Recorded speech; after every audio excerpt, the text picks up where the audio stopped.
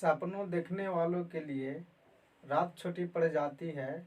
सपनों देखने वालों के लिए रात छोटी पड़ जाती है।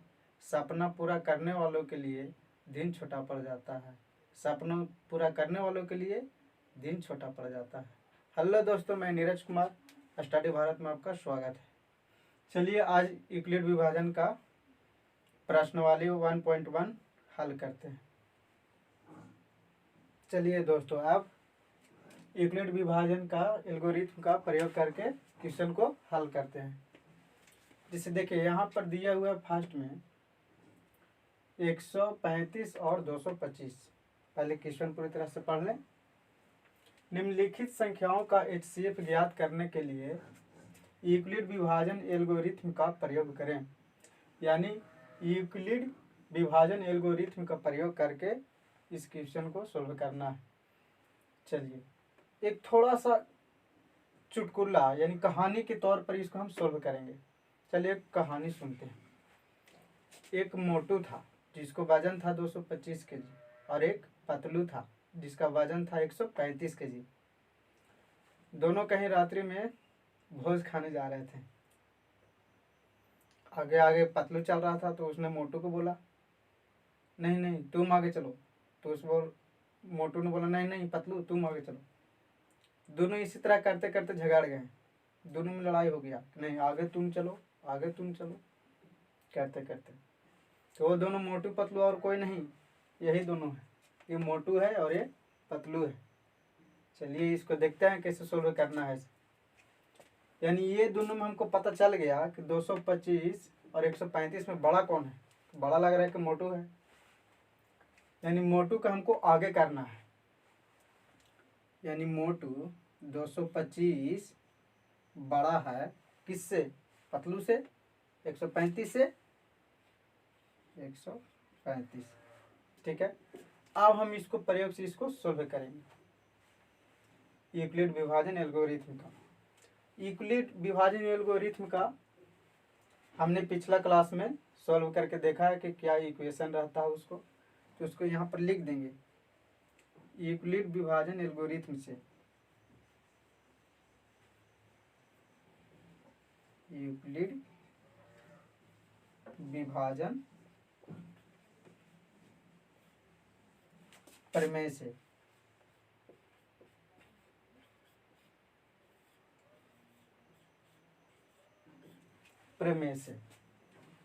यूक्लिड विभाजन प्रमेय से हम इसको सोल्व कर रहे हैं। अभी थोड़ा सा छोड़िए इसको, थोड़ा सा बैकग्राउंड में जाते हैं। जो पहले से जानते हैं कि भाग कैसे पड़ता है, यानी रफ करते हैं इसको।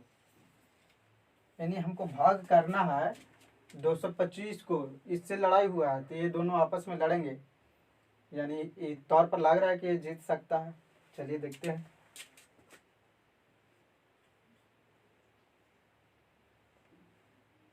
एक 135 डिवाइड 225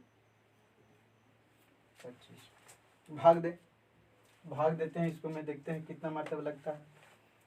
135 दूनी 270, यानी एक मरतबा लगेगा, ज़्यादा नहीं लगेगा। एक मरतबा लगा देते हैं इसको। 135 कटाएंगे 0, 22 में 13 जाएगा 9, 90 आ गया। फिर 90 आ गया, फिर 90 को हमको फिर से अथी करना है। अभी 90 आ गया तो 90 अब इससे लड़ेगा 135 से कि अब तू आगे चलो।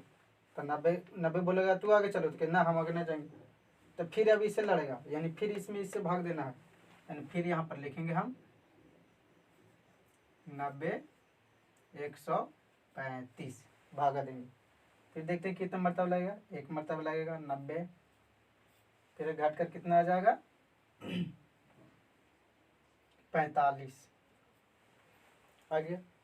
अब फिर ये बोलेगा इससे कि नहीं तुम आगे चलो, हम आगे नहीं जाएंगे, डर लगता है। फिर अब आगे जाएगा इससे, अभी दोनों लड़ाई करेगा आपस में। यानी 90 में भाग लगेगा कितना से? 45 से। 45 दूनी 90, यानी कट के आगे 0। अब इसको पास तो कोई शक्ति है ये नहीं है, तो इससे लड़ेगा कैसे? नहीं लड़ेगा। इसको पास शक्ति था तो इससे लड़ा, इसको पास शक्ति था इससे लड़ा, इसको पास शक्ति था तो इससे लड़ा। इसको पास तो शक्ति है ही नहीं, तो ये तो लड़ेगा नहीं। अब यही चीज को यहाँ पर लिखना है यूक्लिड विभाजन एल्गोरिथम के प्रयोग से। चलिए देखते हैं। यहाँ पर जो कल हम एक फॉर्मूला पढ़े थे, ए बराबर बी क्यू प्लस आर, ये फॉर्मूला कल पढ़े। यही फॉर्मूला का उपयोग करके हमको सजा के सिर्फ लिख देना है। यानी ए बराबर, ए मतलब सबसे बड़ा चीज, सबसे बड़ा कौन है इसमें, देखिए मोटू ए सबसे बड़ा, ए बड़ा, ए बराबर कितना है 225 बराबर 135। चलिए अब जैसे जैसे यहाँ पर जो लड़ाई हुआ था वैसे वैसे करके लिख देंगे। यहाँ पर देखते हैं बी क्यू प्लस आर, ये तो कल समझ में आ गया था, वही चीज को सिर्फ लिख देना यहाँ पर। तो 135 का किए, एक आदमी को बुलाए लड़ाई के लिए, एक आदमी हम सहयोग लिए, कितना सहारे हम, घटा क्या गया 90, यानी प्लस में ये दोनों से लड़ाई किए 135 गुने की 1 आ गया ना, बी क्यू बराबर ये बी है और एक क्यू है, आ गया प्लस 90 आ गया। फिर इसको सजा के लिखना है, तो यहाँ पर लिख दीजिएगा पहला चरण, ठीक ना, पहला चरण, ठीक है।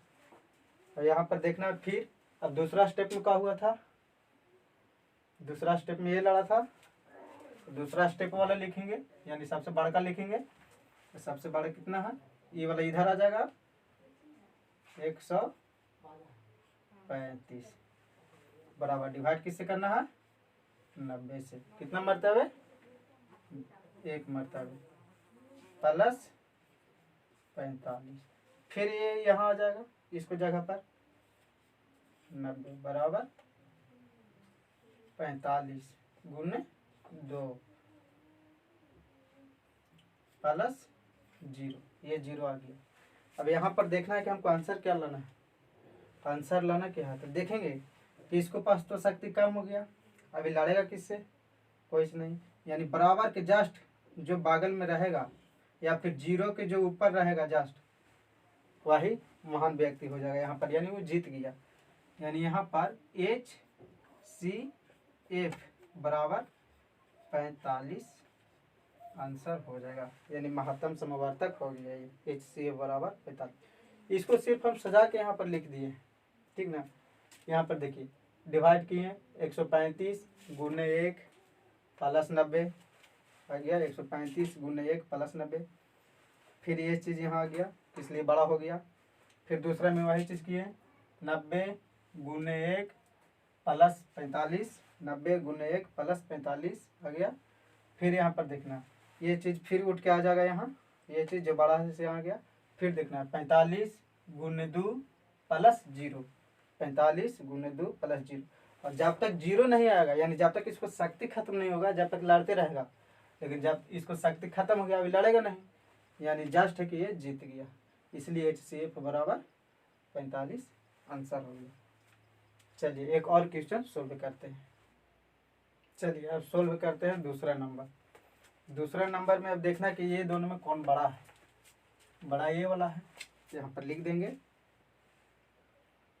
38 220 बड़ा है 196 से। फिर वही चीज़ लिखेंगे यूक्लिड विभाजन एल्गोरिथम से, यहाँ पर लिख देंगे प्रश्नानुसार जो भी लिखना है, न तो ऐसे लिख दे यूक्लिड विभाजन एल्गोरिथम से।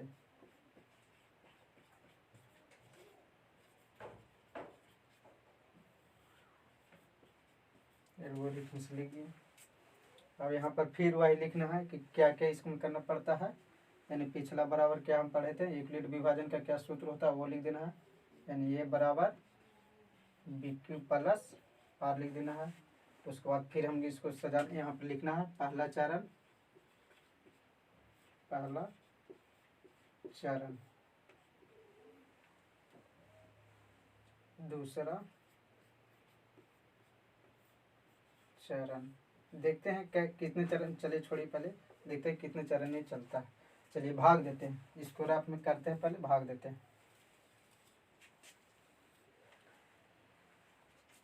196 38,220 में भाग देना। चलिए देखते हैं, एक मरतबा लगाते हैं पहले। 196 आ जाएगा, 12 में से 6 जाएगा, 6 आ जाएगा। यहाँ बच गया 7 7, 17 में से 9 जाएगा था, 9 8 17 हो जाएगा।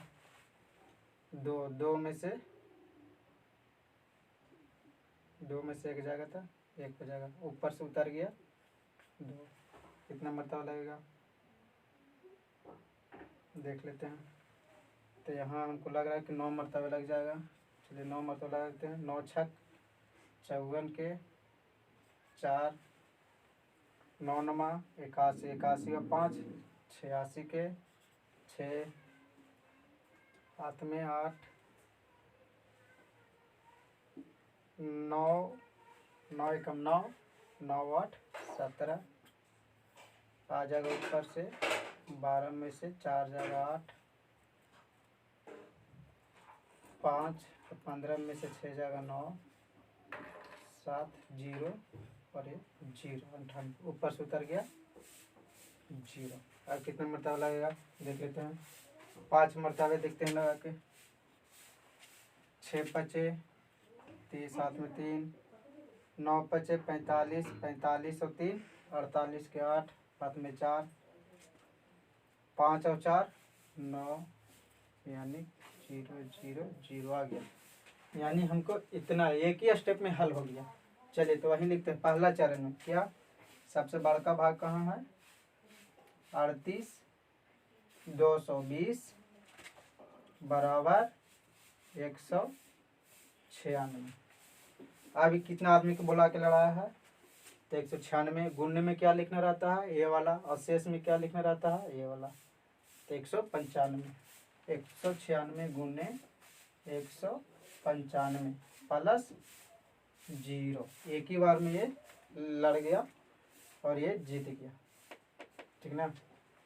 चलिए ये जीत गया, यानी जस्ट बोले थे कि जितना जो जीतेगा वो जस्ट बराबर रहेगा यहाँ पर, यानी बराबर के बगल में रहता है, वही आंसर हो जाता है।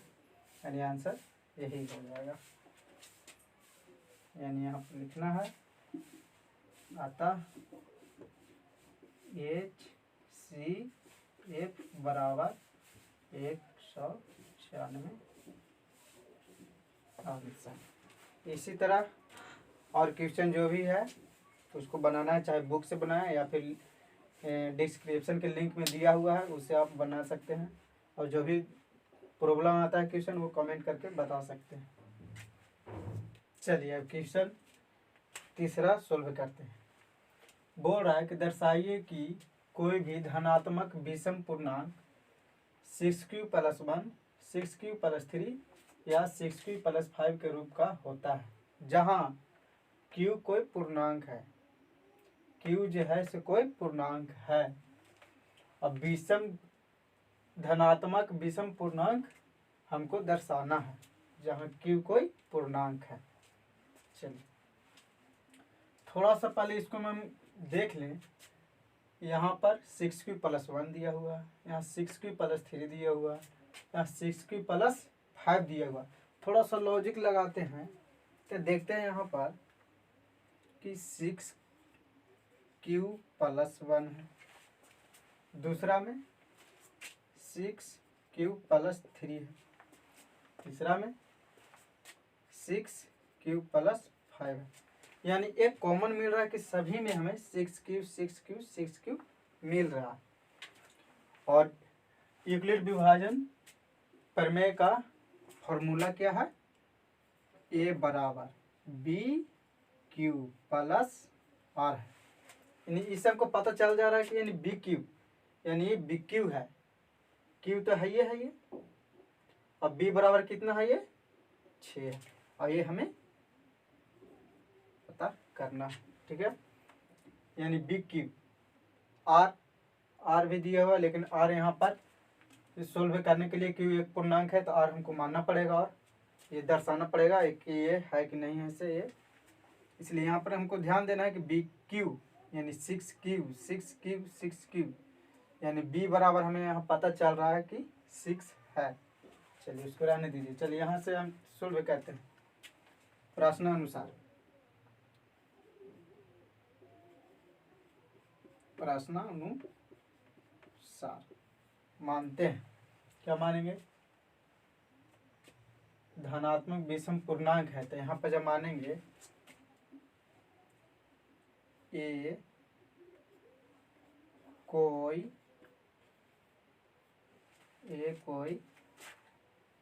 विषम धनात्मक विषम पूर्णांक है, विषम पूर्णांक है जहाँ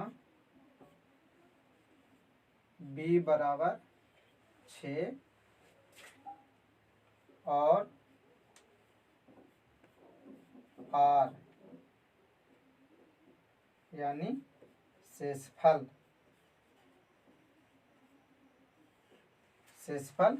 जब b आ गया इतना तो r तो छोटा होगा इससे, यानी शेषफल r शेषफल 6 से छोटा होगा, 6 से छोटा होगा शेषफल। चलिए यहाँ तक आ गया।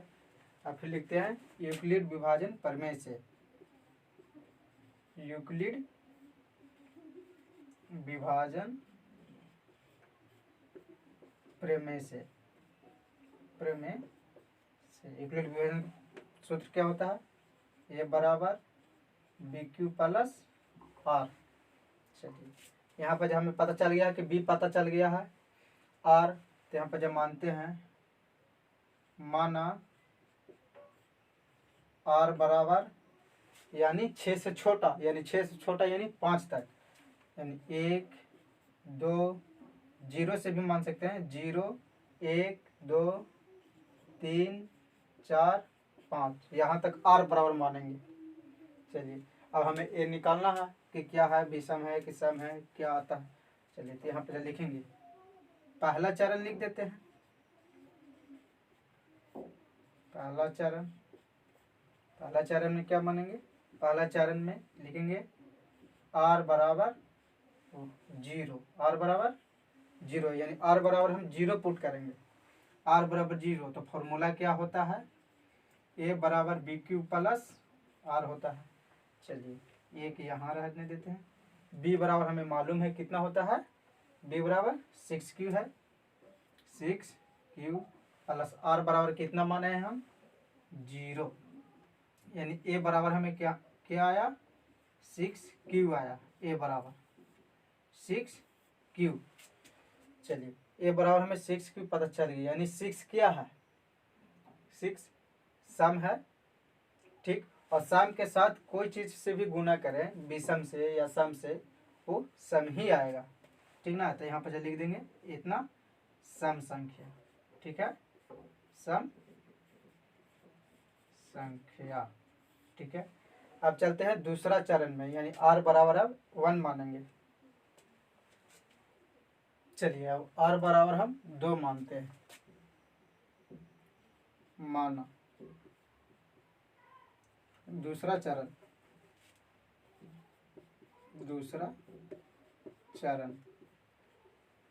आर बराबर 2, ठीक है। तो ये फॉर्मूला होता है ए बराबर बी क्यू प्लस आर, ए बराबर ये, बी बराबर 6 यहाँ क्यू प्लस आर बराबर। दूसरा चरण में क्या था, वहाँ पर माने थे, दूसरा चरण 0 हो गया था, यानी 1 होगा ना। यानी देखिए यहाँ पर लिख देते हैं आर बराबर 0 1 2 3 4 5 तक था, 0 तो ले लिए, अब 1 लेना है, यानी आर बराबर 1, ठीक है। यहाँ पर देखना, यानी ए बराबर 6Q प्लस 1, ये आ गया। अब देखना है ये क्या है, जहाँ 6Q प्लस इतना, यानी Q एक कोई पूर्णांक है। चलिए Q कोई पूर्णांक है, यहाँ पर एक जोड़ेंगे, यानी हमें विषम में, यानी 6Q सम है और उसको में एक जोड़ेंगे तो क्या आ जाएगा, सम में कोई एक जोड़ना है। तो यानी मान लीजिए कि 5 है से विषम है, उसमें एक जोड़ेंगे तो सम बन जाता है। लेकिन यहाँ पर 6 है जो सम है, एक जोड़ेंगे तो क्या बन जाएगा, विषम। यानी यह ये क्या है, विषम संख्या है। यहाँ पर लिख देंगे विषम संख्या है। ठीक है, ये विषम संख्या। चलिए अब तीसरा चरण देखते हैं। तीसरा चरण में चेक करते हैं।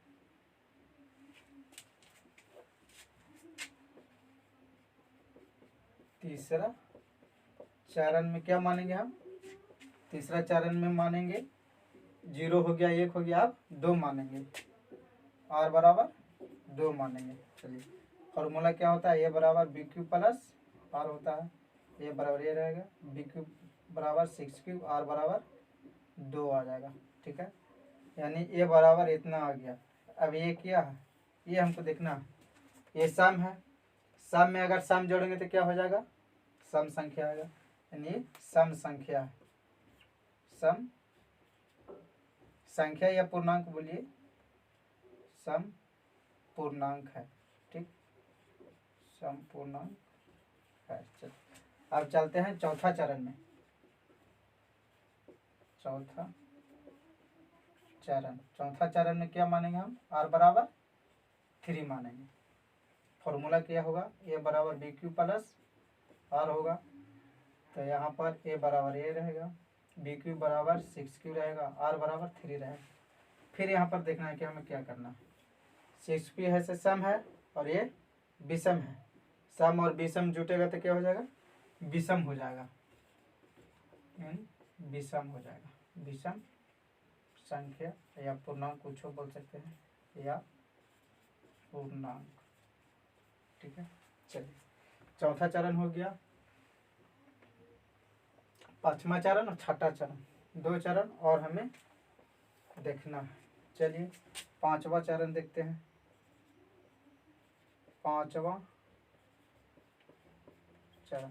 चरण में क्या मानेंगे हम, पांचवा चरण में मानेंगे हम r बराबर 4। ठीक है, r बराबर 4 मानेंगे। फॉर्मूला हो जाएगा a बराबर बी क्यू प्लस r, यानी ये 6 क्यू प्लस r बराबर 4। इसको देख लेते, 6 क्यू सम और ये सम, सम जुटेगा था सम, यानी ये सम पूर्णांक, सम पूर्णांक। चलिए छठा चरण में चलते हैं।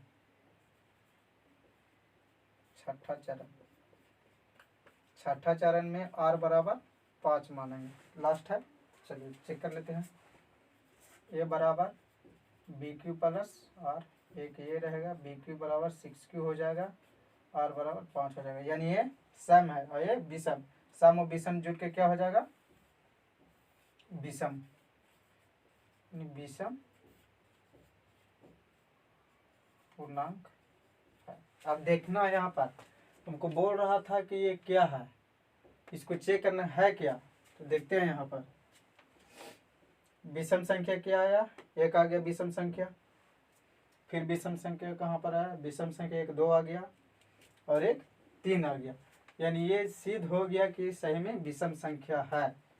ठीक ना, यही हमको सिद्ध करना है। जहाँ q कोई पूर्णांक है, q कोई हम पूर्णांक माने हैं, यानी q बराबर कोई भी पूर्णांक आ जाए उससे कोई मतलब नहीं। यहाँ पर जो दे दिया है वही आ जाएगा, हो गया, यहाँ पर सिद्ध हो गया।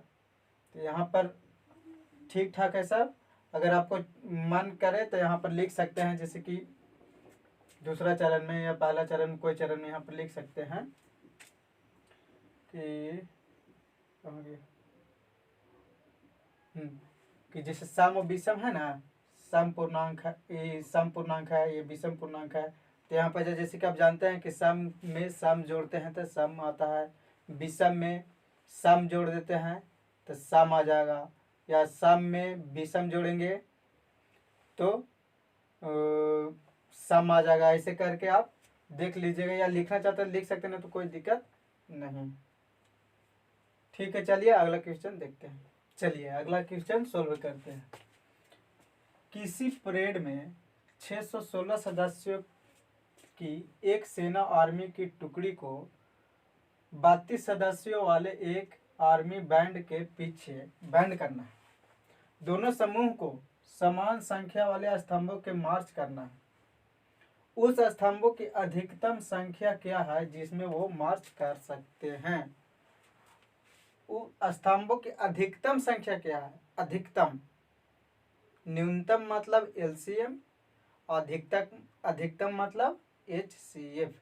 यानी यहाँ पे जब बोल दिया है कि अधिकतम स्तंभ क्या हो सकता है, यानी एचसीएफ हमको ज्ञात करने के लिए बोला है। यानी इतना बड़ा क्वेश्चन है तो छोटा सा हल है। चलिए इसको एचसीएफ निकालना है। चलिए इसके लिए पहले हम प्रश्नानुसार जो दिया हुआ है वो कर लेते हैं। प्रश्नानुसार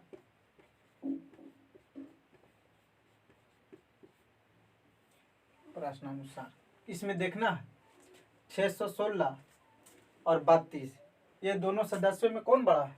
616 बड़ा है या 32? 616 बड़ा है। चलिए प्रश्नानुसार लिखेंगे क्या? 616 बड़ा है 32 से, यानी एचसीएफ हमको अब निकालना है। अब लिखेंगे यहाँ पर यूक्लिड विभाजन प्रमेय से। चलिए हम भाग देते हैं, भागे लिखते हैं यहाँ पर। चलिए पहला चरण, चलिए यहाँ पर देख लेते हैं, भाग देते हैं।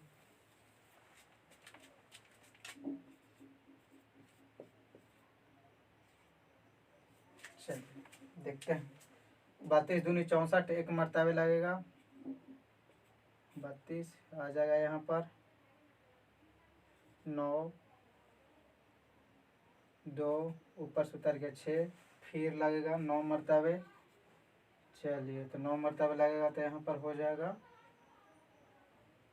9 दूनी 18, 9 तियाई 27, 27 और 1 28। 16 में से 8 जाएगा तो 8, बाकी 0 0, यानी शेष रह गया कितना? 8। अब फिर 32 को भागा देते हैं 8 से, 8 चौको 32, यानी खत्म, यानी 0 आ गया, यानी अब तो भागा लगेगा नहीं। चलिए यही चीज़ यहाँ पर लिखते हैं।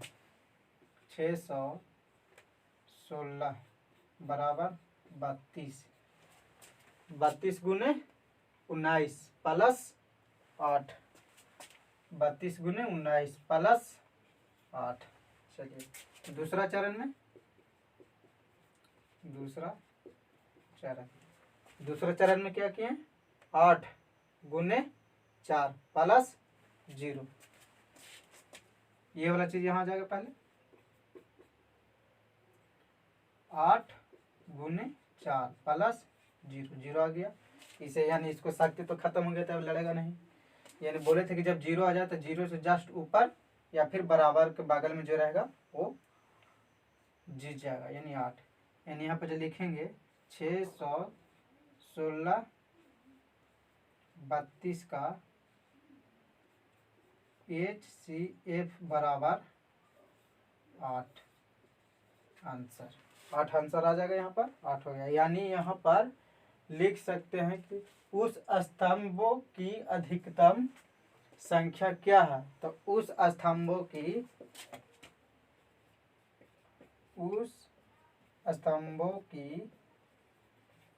अधिकतम संख्या